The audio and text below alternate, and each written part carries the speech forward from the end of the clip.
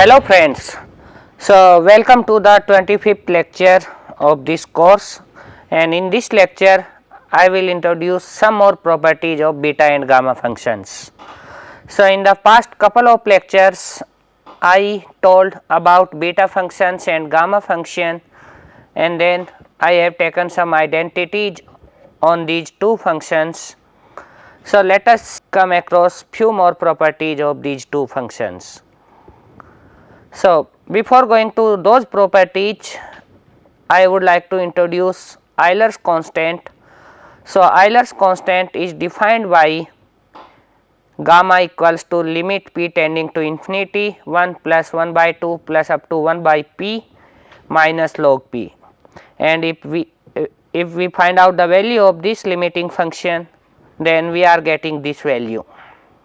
So 0.5772 and so on.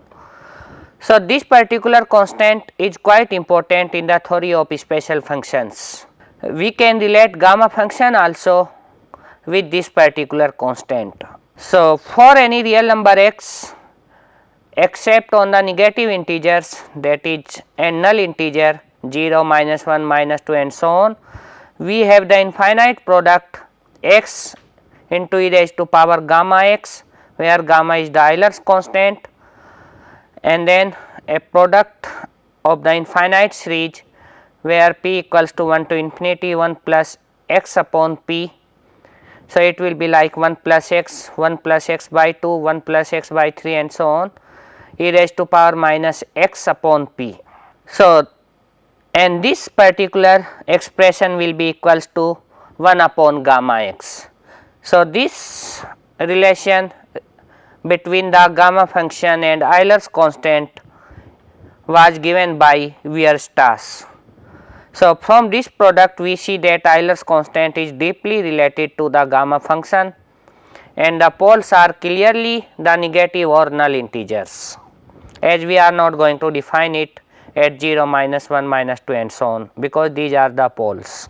Based on this definition, we will see a very important property of gamma function, that is called the complement formula. So there is an important identity connecting the gamma function at the complementary value. Complementary values means x and 1 minus x, as gamma x into gamma 1 minus x equals to pi upon sin pi x, and this formula is called complement or reflection formula, and is valid when x and 1 minus x are not negative or null integers. So please, because we are not going, we have not defined gamma function for these negative integers and null integer, and it was discovered by Euler. So let us try to prove this relation from the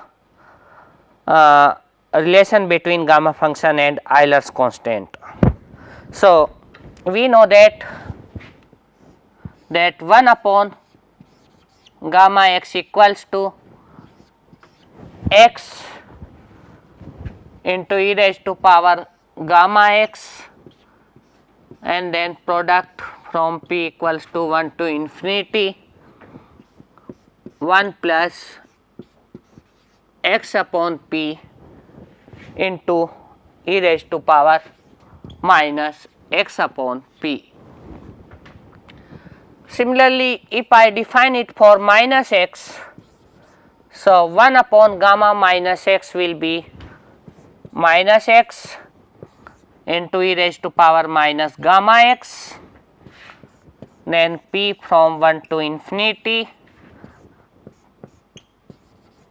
infinite term product 1 plus x upon p, and here x is minus x, so I am writing minus x here, e raised to power minus x is here, so minus minus will become plus x upon p. Now if I multiply these two relations, then in left hand side I will be having gamma x into gamma minus x in the denominator. So here I am having e raised to power gamma x, here I am having e raised to power minus gamma x, so it will become e raised to power 0, and that is 1. So I will be having x into minus x. So, x from here minus x from here, and then p equals to 1 to infinity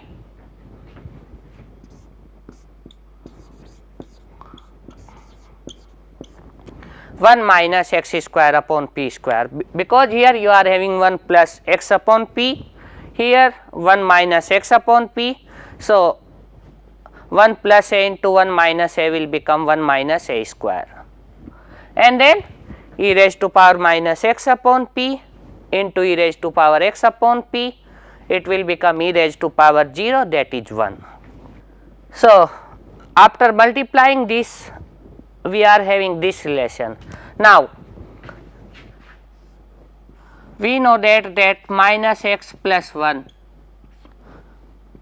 the gamma function value of this particular thing, that is minus x plus 1, will be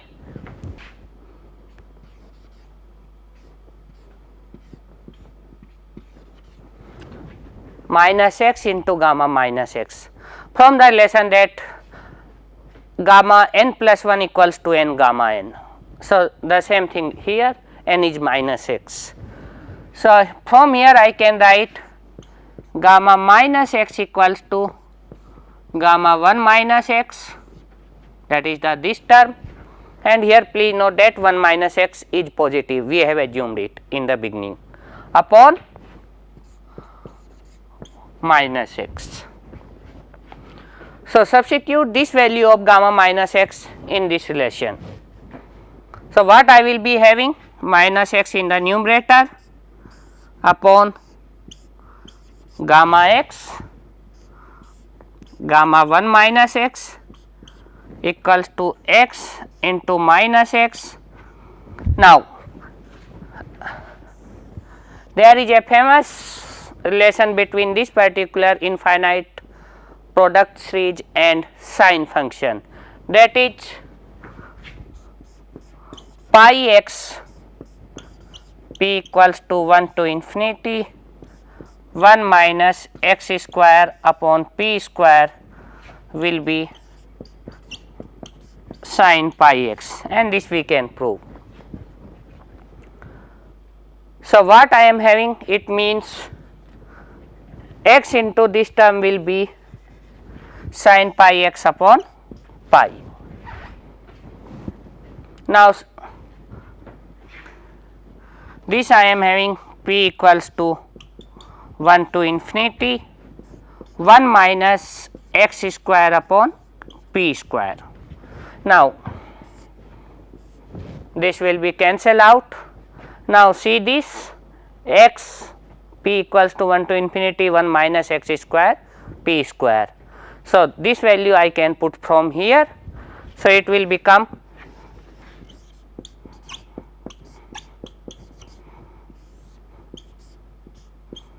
sin pi x upon pi, and from here I can write gamma x, gamma 1 minus x equals to pi upon sin pi x, and this formula is called reflection formula or complement formula.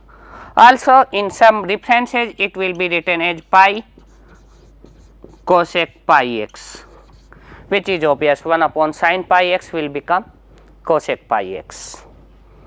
So, this is the proof of complement formula for gamma functions, and here we are using the relation between gamma x and Euler constant, which I have just introduced you in the beginning of this particular lecture. Now, take few values of x and see what we are getting using this formula. So, if I take x equals to half, then by the complement formula it will be gamma x, that is gamma half, gamma 1 minus x. So, 1 minus 1 by 2 again will become gamma 1 by 2 equals to pi upon sin pi into 1 by 2. because x is 1 by 2. So it means pi upon sin pi by 2, and sin pi by 2 is 1. So it equals to pi. So here gamma half square equals to pi. So from here I am getting directly gamma half equals to root pi, which is the result which we have derived in previous classes also. Now if I take x equals to 1 by 3, so x is 1 by 3, so let us see what will be the value or what lesson we are getting using the complement formula. So it will become gamma 1 by 3, that is gamma x into gamma 1 by x. So 1 minus 1 by 3 equals to pi upon sin pi upon 3. So this becomes gamma 1 by 3 into gamma 2 by 3, and that is equals to sin pi by 3 is root 3 by 2. So it will become 2 pi over root 3. Similarly, if I take x equals to 1 by 4, then I can get the value of gamma 1 by 4 into gamma 3 by 4, because it will be gamma 1 by 4, 1 minus 1 by 4 equals to pi into sin pi by 4. So from here I will be having gamma 1 by 4, gamma 3 by 4, and you know that sin pi by 4 is 1 by root 2. So it will become root 2 into pi.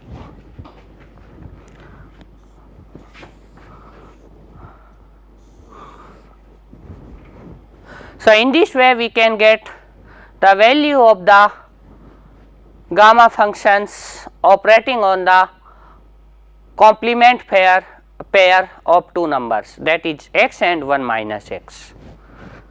Only thing we need to take care that x as well as 1 minus x both should be positive.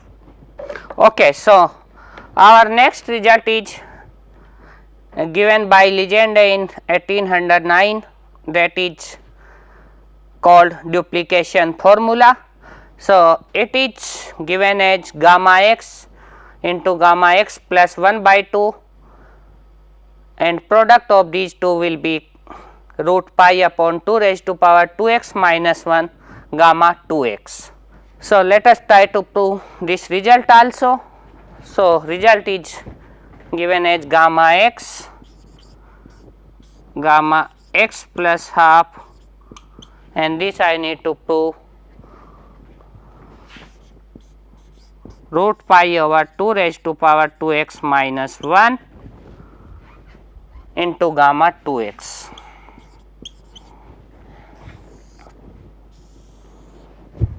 As I told you, this formula is called duplication formula, and the proof will be something like this.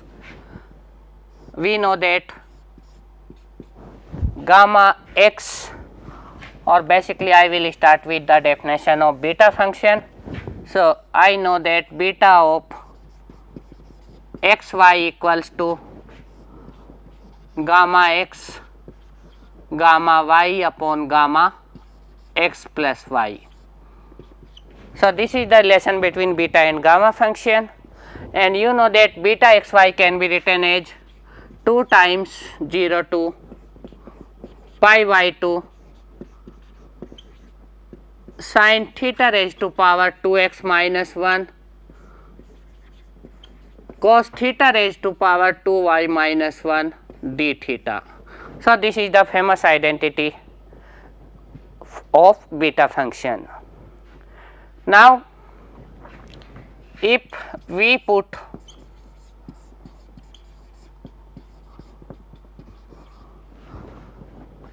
x equals to y, then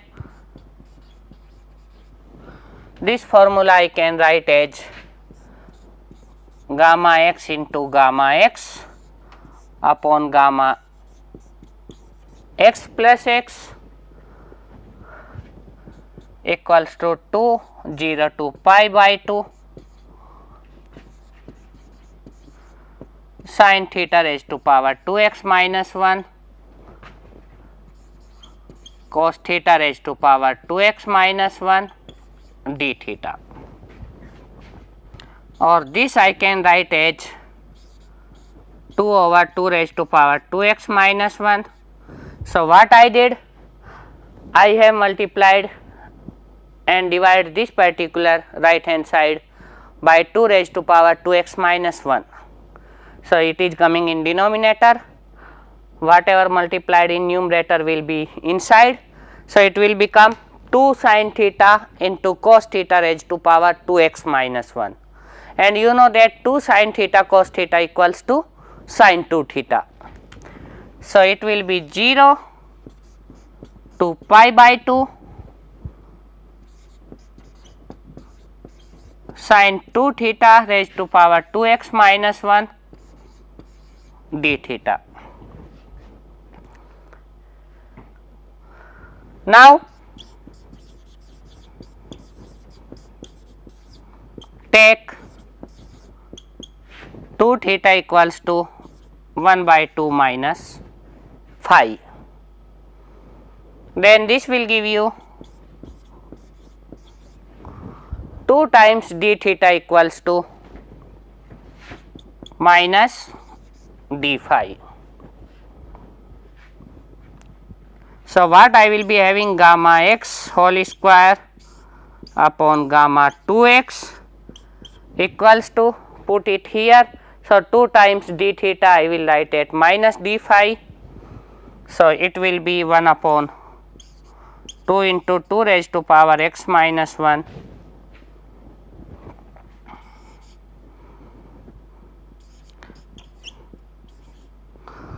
sin,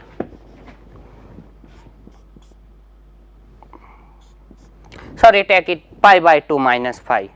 So, sin pi by 2 minus phi and then minus d phi. What will be the limit? When theta is 0, phi will become pi by 2. When theta is phi by 2, so 2 times pi by 2 will be pi. So, phi will become minus pi by 2. So, from here I can write gamma x square upon gamma 2x. I am taking this term also in left hand side. So, it will become 2 raised to power 2x minus 1 into equals to. So, this is minus here. So, I can interchange the limit, okay, and then sin pi by 2 minus phi will become cos phi, and cos is an even function. So, I can write limit from 0 to pi by 2 by taking 2 outside. So, I can write it 2 times 0 to pi by 2 cos phi d phi. So, this is my relation 1.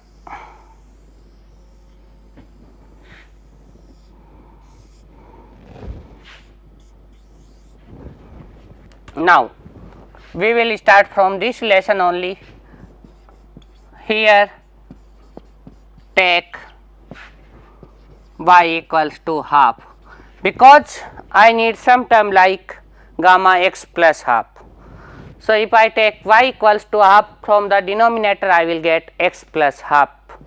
So, it will become gamma x into gamma half upon gamma x plus half equals to 2 times 0 to pi by 2, and here I am writing, because you know beta is a symmetric function. So, beta x y equals to beta y x. So, I can interchange the role of x and y here, it will not affect this particular relation. So, from here I can write So, this I am taking y and this I am taking as x. So, when y is half sin theta 1 minus 1 0. So, this term will become 1 and this term will be as such. So, cos theta raised to power 2x minus 1 and then d theta, or I can put theta equals to phi. So, if I take theta equals to phi, then this will become cos phi d phi. So, from here I will be having this, I am writing relation second. So, now you notice that the right hand side of relation 1 and relation 2 are same. So, I can compare the left hand side. So, when I comparing left hand side of 1 and second, so that is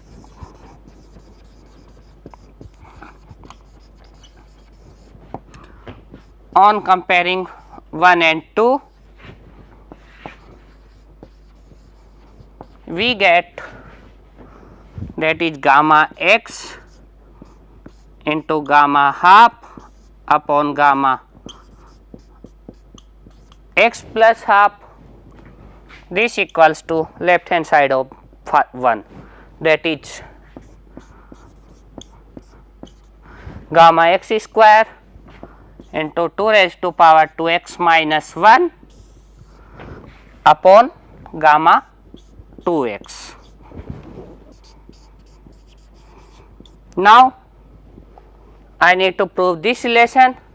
So, this is coming from here, I will take gamma x plus half here. So, gamma x will be cancelled this and then this gamma half will become root pi. So, I will be having gamma x into gamma x plus half, because this I have taken here, this I have taken in the other side. So, it will come in denominator, gamma half is here. So, this will become root pi into gamma 2x, and that is the duplication formula which we need to prove. So, this is the proof of duplication formula, and here what we have done, we have used this particular definition of beta function. Also, we have used the relation between beta function and gamma function. The proof sketch means I have done the complete proof, but if you want to remember it, it is easy. In first step in this definition, put x equals to y, then you need to make one more substitution, that is 2 theta equals to pi by 2 minus phi, that is quite important. Then you will get a relation. Again start from this formula, take y equals to half and you got another formula. If you compare these two formula, you will get the duplication formula. So, again from the duplication formula, if I put x equals to half in this formula, what I will get? Gamma half into gamma half plus half, that is these two terms I have written, equals to 1 upon 2 raised to power 1 minus 1, because x is half. So, 2x will become 1 into gamma 1, and only thing I have left out root pi. Okay. So, from here this will be gamma half, gamma 1 will be 1 equals to